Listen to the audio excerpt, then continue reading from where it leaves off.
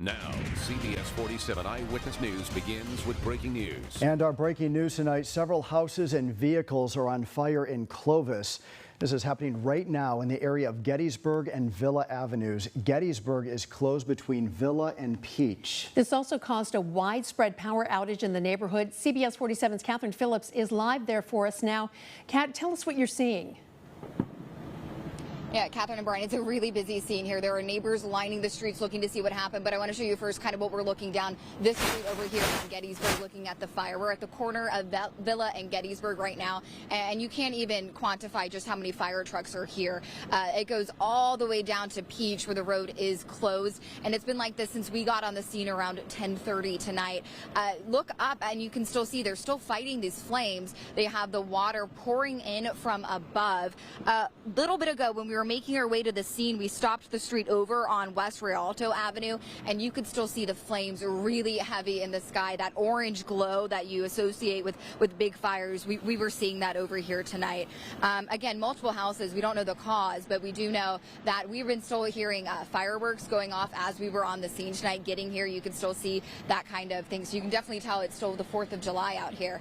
We are seeing people just really lining the road over here. I'm not sure if you can see or if we're still in video right now, but there are just people watching over there, just seeing the firefighters continue to work the fire. If you come over here, we did talk to one of the homeowners that is over there in that street, telling us about her experience, finding out that the house was on fire and just the horrific experience she's had tonight. I heard about it at about 9:30. I was out shopping and I came and saw my house was on fire, and I ran down, well, the backyard was on fire. I ran down there to get my cat. They wouldn't let me go in, of course, which was kind of stupid on my part, but the house wasn't on fire then, but they can't get it under control. Her name's Janine, and she says that her daughter came in and ran here to be here with her. She lives down the street a little bit. It is just horrifying. She tells us her cat is still inside, and, you know, she's just horrified about what has happened here tonight. And again, at this point, Brian, I haven't been able to speak with any officials, but I mean, the scene here tonight, it's devastating. There is so much water being poured into this fire. There's just puddles everywhere. We were backing into this police tape earlier to let a police officer go by, and it was wet because of just how much water they are working with this fire. So, Brian and Catherine, it is just an active scene out here tonight. Kat, while we have you, as you know, I was driving through this area. I was over at La Monica Stadium watching the fireworks and came down Minnewawa, turned down Gettysburg and saw the fire as it was happening. I was able to talk to somebody from Clovis Fire that just was able to confirm multiple homes, which you have already seen on fire, multiple vehicles. I asked if fireworks were to blame. He said it was too early to tell, and I asked if anybody was hurt, and he said it was also too early to know that information. I also talked to Janine when I was out there. She was just screaming, "It's my house, my cats, my cats." You also have seen a lot of folks out there. There were about 50 to 70 people probably out there when I was there about an hour ago. What else have you been able to see or hear from people? I know people were using hoses trying to make sure that their property was wet, their fence line, to make sure that these flames didn't spread. What else were you able to see when you first got there?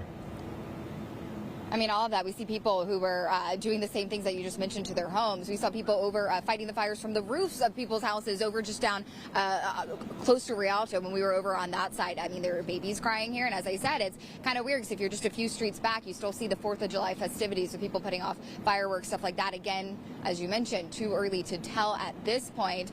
Things have calmed down, though, since what the scene that you're describing. We are seeing that they're kind of getting a hand on it. I mean, it's still pretty smoky down this way. It's actually been clearing just since we've done our live shot back up here, but I mean, they're not to the point where they're mopping up anything yet. There's still hoses everywhere and they're still working. So, I mean, at this point, the people who you saw still lining the streets are still here, and I can see them from the live shot we're doing right now. I am curious to know, Kat, do you still see flames at all?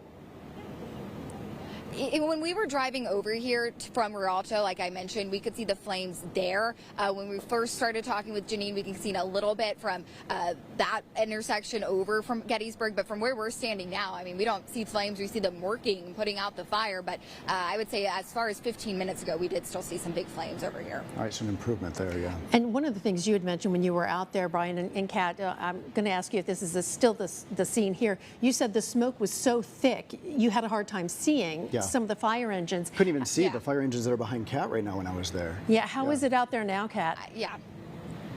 It has cleared, and I don't know if that's mainly wind or just the fact that the fire is clearing. I just hear more fireworks right now, I have to add, while we're here. And I know we don't know what the cause is, but it's just a little eerie to know that there is an active fire. And I'm getting sprayed with water, that the fire that's coming from this fire. Obviously a good thing that there's water over here, but just with the wind picking up, I did feel the water moving from the flames. But at this point, yeah, the smoke was a concern. It's looking better now than it was earlier. I mean, you can probably see clearer here. I took some pictures on my phone right before the live shot, and I mean, it's just blue because you only see the lights from the fire, and it's gotten a little clearer as far as that goes. All right, Kat, thank you so much for the update. We're going to check back in with you this half hour, so don't go anywhere. Thank you so much. This also led to a power outage, and at one point there were more than 2,000 customers without power, and that power outage, it spread for quite a ways. And on my way back to work, I realized Ashland didn't have power down to Peach, but this has really improved within the past 15 minutes. We got an update from PG&E that about 16 customers are affected, so from 2,000 down to 16. So of course that is very good news. That orange map was the 2,000 customers at the height of this. Power went out about, I would say about, maybe a little more than an hour ago. Again, we're going to continue to track this story. It is the biggest story, obviously, of the night, with live updates throughout this newscast. You can also find more information on our website, yourcentralvalley.com. All right, a very busy night on this 4th of July and this Friday night. Yeah, and one of the things, we've had our Skycam up tonight. One of the problems every year, illegal fireworks. And take a look at this video from our Skycam. Hundreds of illegal fireworks soaring over neighborhoods in Fresno tonight. And this is the